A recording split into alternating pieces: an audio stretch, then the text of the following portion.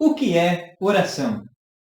O padre Antônio Rui Marim, em sua obra Teologia da Perfeição da Vida Cristã, lá no parágrafo 476, nos apresenta uma definição, nos dá o conceito de oração, segundo Santo Tomás de Aquino.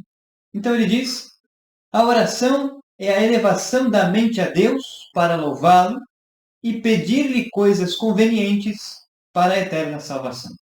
Temos aqui, então, uma definição simples de oração que pode ser fragmentada em 3 partes, a fim de que possamos analisá-la com maior profundidade. Então, primeiro, a oração é a elevação da mente a Deus. Ora, o que é a mente? A mens, para Santo Tomás de Aquino, ela é composta pelas 3 potências intelectivas: o intelecto propriamente dito, a vontade e a memória intelectiva. Ora, elevar a mente a Deus significa buscar a Deus por meio da inteligência, ou seja, buscar esta união com Deus por meio do intelecto, que se aplica a conhecer as verdades reveladas por Deus através da fé. Mas também, elevar a mente a Deus significa buscar a união da alma com Deus por meio da vontade, que escolhe, então, renunciar ao pecado e obedecer os mandamentos de Deus por meio da caridade. E elevar a mente a Deus também significa buscar a união da alma com o Senhor por meio da memória, que se recorda, então, de todas as obras realizadas por Deus ao longo de toda a história de salvação universal e também ao longo da nossa história de salvação pessoal.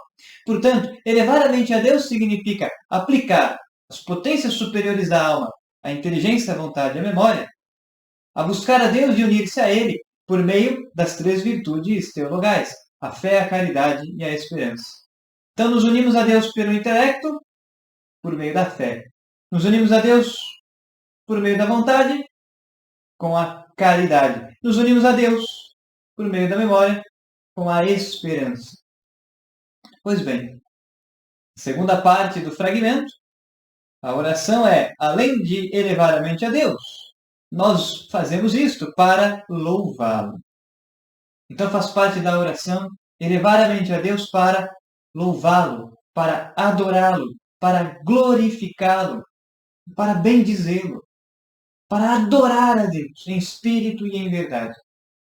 Então nós podemos adorar a Deus na nossa oração pessoal, louvá-lo, glorificá-lo, e nisso nós encontramos a realização humana, a nossa felicidade.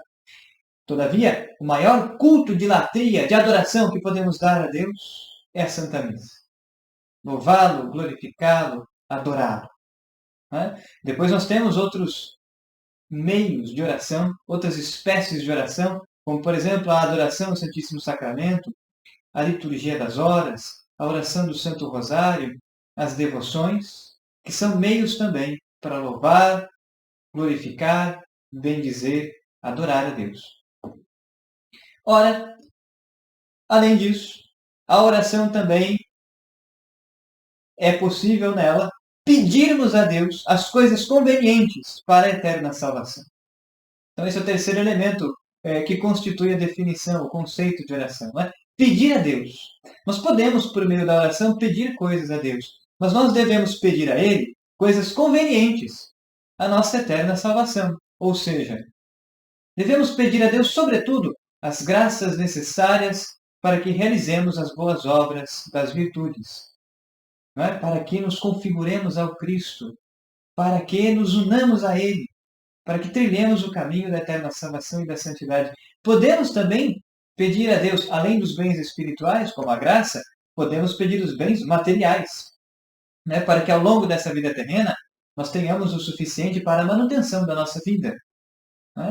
Nós nunca devemos pedir a Deus apenas as coisas materiais, nem pedi-las exageradamente. Devemos pedir a Deus as coisas convenientes à eterna salvação, os bens espirituais, sobretudo, e os bens materiais, na medida em que eles forem, então, necessários. A oração é, portanto, a elevação da mente a Deus, para louvá-lo e para pedir-lhe coisas convenientes para a eterna salvação. Se nós não temos trilhado o caminho da oração, Deus tem nos chamado de volta para que nos unamos a Ele em profunda intimidade, para que estejamos unidos a Deus por meio desta contemplação profunda que a vida de oração pode nos dar.